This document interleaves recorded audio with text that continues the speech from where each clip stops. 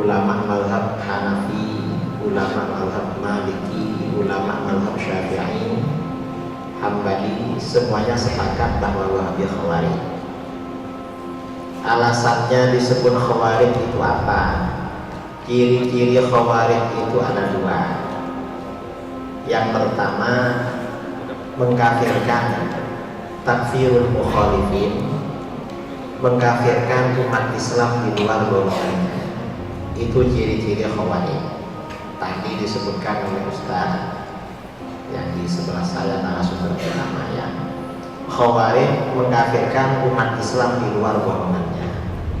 Nah, Wahabi juga mengkafirkan umat Islam di luar golongannya. Bahkan takfirnya Wahabi lebih parah daripada Khawarij. Kalau Khawarij, umat Islam yang dikafirkan, itu Khawarij ini mengkafirkan pelaku dosa besar. Itu Khawarij. Khawarij mengkafirkan pelaku dosa besar. Kalau Wahabi justru yang dikafirkan bukan pelaku dosa. Yang dikafirkan itu pelaku amalan-amalan sunnah yang dianjurkan di dalam Al-Quran dan sunnah. Seperti istighatsah, tawassul, tabarruk, itu kan dianjurkan, masyru', malah dikafirkan. Jadi bukan cuma yang dosa besar.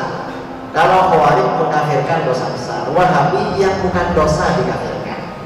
Jadi lebih parah daripada Khawarij.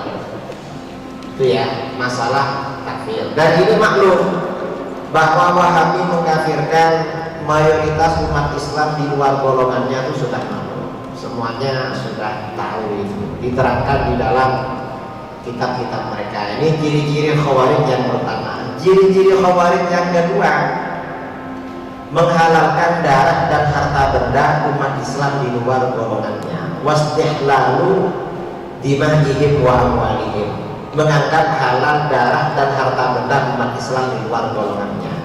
Dan ini yang terjadi pada kelompok ISIS atau IS yang sekarang, sehingga terjadi huru-hara di Syria dan Iran. Nah, ISIS ini adalah gambaran Wahabi yang asli. Jadi Wahabi yang asli itu sebenarnya ya ISIS. Kalau ada Wahabi pura-pura tidak mengkafirkan orang, apalagi gak menghalalkan darah dan harta, ini berarti Wahabinya tidak asli. Apa? Berarti ini Wahabi takiyah atau Wahabi abal-abal. Karena kalau Wahabi yang asli ya memang seperti itu doktrin mereka.